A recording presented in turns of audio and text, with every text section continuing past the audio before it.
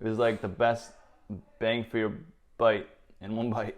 Labne is a star of the best breakfast ever, and these are the accoutrements. What's the accoutrement? So you got your Labne with olive oil, your zeytinzater with the best author, and then you got to have your black tea steeped with mint, and then you got your fresh veggies to pair with the dipping. So your mint, cherry tomatoes, and cukes. And then for bread, we like a pita bread or a Levant style bread.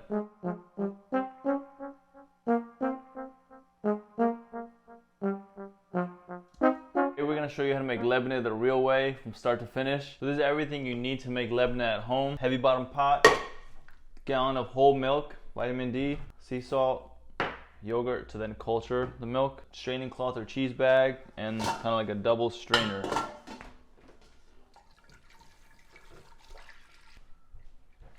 Now you're going to take your milk to your stove and turn the heat on to high.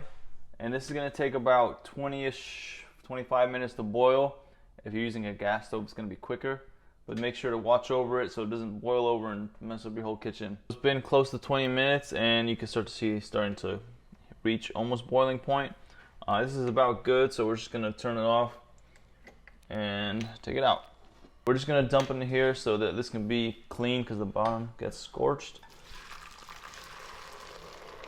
So as you can see, your pot is going to get scorched a little bit, but that's fine. Get down and dirty and clean it. But that's why we pour into a new pot. So right now the temperature just coming off the stove is about 190 plus. You want it to reach 120, which will probably take a couple hours to hit that point. Once it hits right around 120 is when you want to add your yogurt from the store into the milk so that it can then culture and turn into yogurt. About 2 hours later, we're going to check the temp to see what it's at. So it's at 117 right now. I said get close to 120, which we're close to 120. And then what we're gonna do, we're gonna culture it. So there's an Armenian yogurt that we really like. It's nice and tangy. Make sure it's whole milk, full fat, and not flavored because you don't want your Labne to come out flavored. Be very particular when you're doing your yogurt shopping. And we're just gonna put like 2 ladles of yogurt worth in here. 1 and 2. All right, so this is for a gallon, and we're just gonna stir it up so that it dissolves.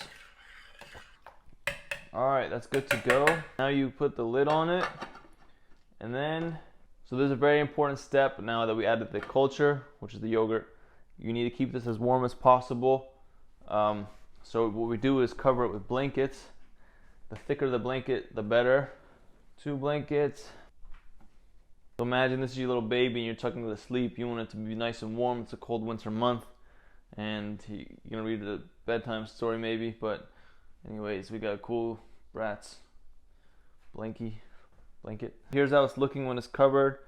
I put like 4 or 5 blankets, but if you have thick ones, it's gonna be better.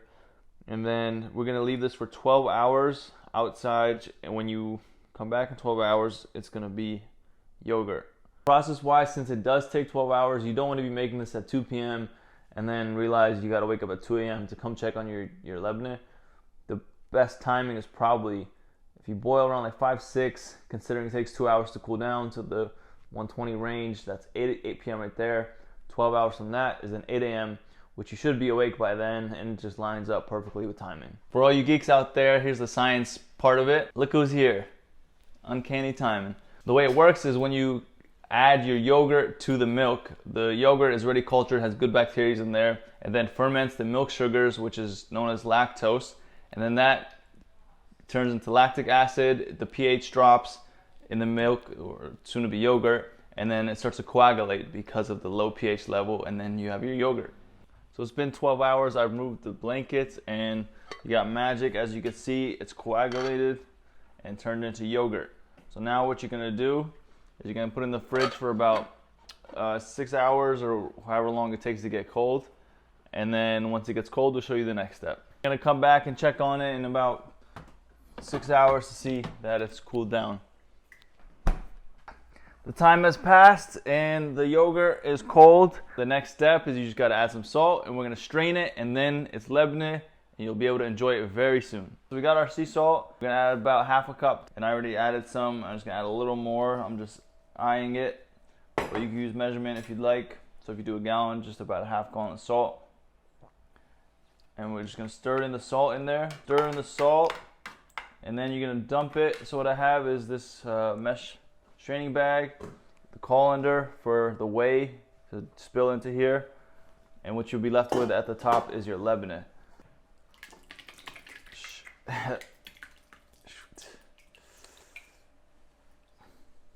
So now it needs about 12 hours or so to get nice and thick consistency that, well, not too thick, but a creamy consistency that we want, that you can dip in it and spread. So we'll come back and check on it and give you timing. Cover this so nothing gets on it. It's just gonna go like that, and you can leave it either out as long as your house is not super warm, or put it in the fridge if you have space. It's been about 12 hours, and look, as you can see here, our Labne is ready. It's got a nice thickness to it, and then we're just gonna dump it into a little Tupperware. And of course, you can taste for salt. It may need more salt, but just salt to taste as you like. I'm just gonna dump it. As it's been sitting out, of course, before you consume it, it's gonna taste better when it's cold. So you're gonna put it in the fridge before you're ready to dive into it. A little treat underneath the Labne, which from the process of straining it, the yogurt, you get whey. And this can actually be used to marinate poultry. It's a nice tenderizer for your chicken. People also make like popsicles out of it, but they flavor it. We're taking an intermission to bake a cake. JK, if you like a light, airy, and creamy Labne, this is our hack to doing that. So also, if you strain it too long and it comes super thick, you want to whip it up. So just get your hand held and start whipping.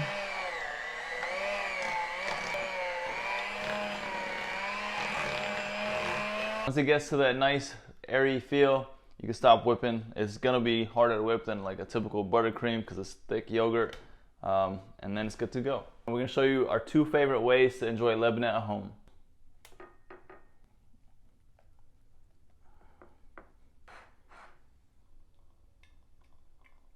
Our most favorite way is as a dip.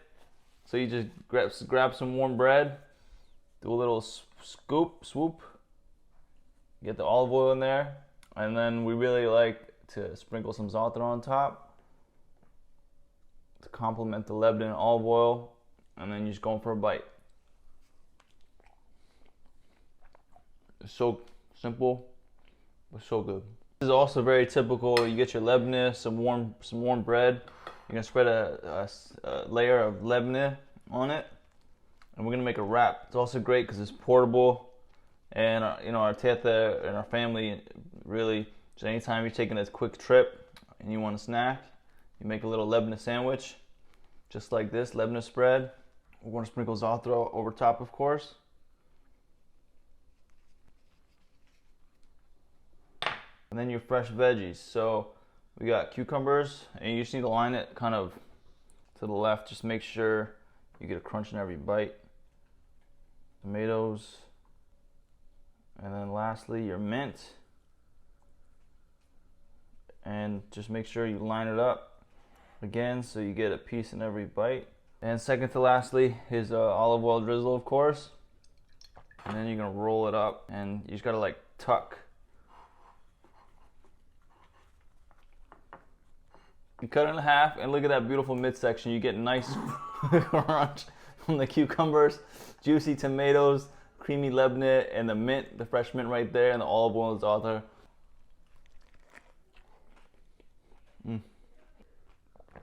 It's better than paradise. Now you know how to make Labne. Do it. You'll be happy, and invite some friends over, and they'll be happy, and the world will be happy. Thank you.